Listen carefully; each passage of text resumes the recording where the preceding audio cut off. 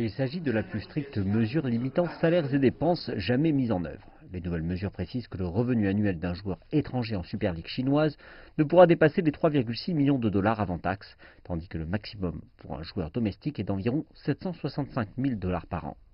Pour un club de Super League chinoise, les dépenses sont limitées à 91 millions de dollars par an. Cela inclut une limite de 12 millions de dollars pour tous les joueurs étrangers du club.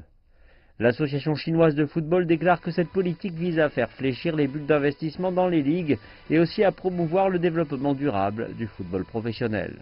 Chaque club devrait prendre ses règles le plus sérieusement possible, car nous avons eu de mauvais exemples dans l'histoire du football chinois auparavant.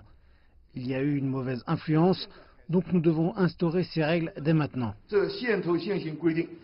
L'organe de gouvernance du football de Chine a également annoncé des règles quant au nom des clubs. À compter de la saison prochaine, tous les clubs professionnels devront adopter des noms neutres sans sponsor plutôt que des noms ayant un contenu en lien avec les propriétaires des clubs.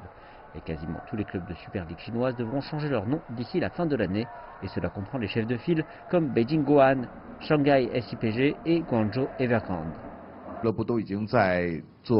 Notre club est actuellement en phase de discussion et de négociation d'un nouveau nom. Nous pensons avoir terminé cela avant le 15 janvier, puis nous déposerons un dossier durant la fête du printemps.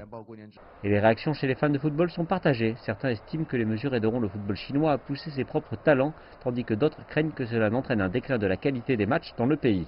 La Chine vise à se transformer elle-même en puissance footballistique d'ici 2050. Les régulateurs espèrent que ces nouvelles mesures les aideront dans cette ambition.